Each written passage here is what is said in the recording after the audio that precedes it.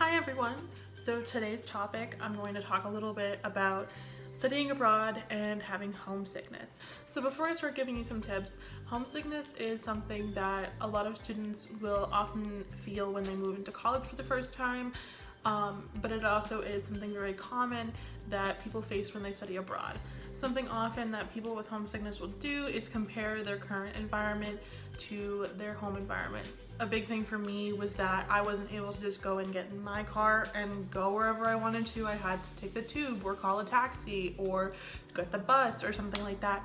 I didn't have the independence that I did when I was home, so that was a big factor for my homesickness. So one good tip that I liked to use when dealing with my homesickness was making a bucket list of things that I want to do while I'm abroad. So saying like, oh, well, I definitely want to try fish and chips while I'm in London.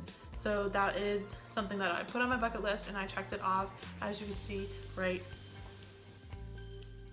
So additionally, reaching out to people from home is also important because you want to keep in contact with your main supports, but you also don't want to do it too much. So don't call them every day, just reach out and be like, hey, like, this is what I did this week, and like share your experiences with them that way. I took the AIFS flight package, which was really cool because I also was on the same flight as somebody outgoing.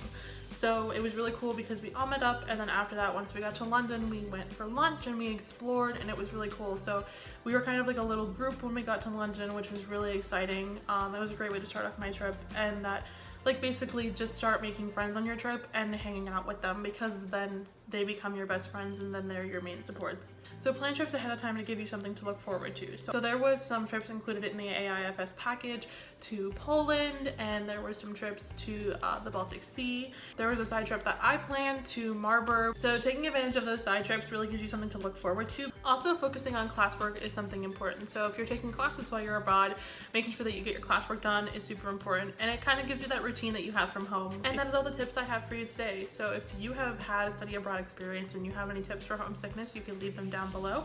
Make sure that you subscribe to the AIFS YouTube and like them on Facebook so you can keep up with our student bloggers and vloggers on their experiences on their study abroad trips. See you next time. Thank you for watching. Bye!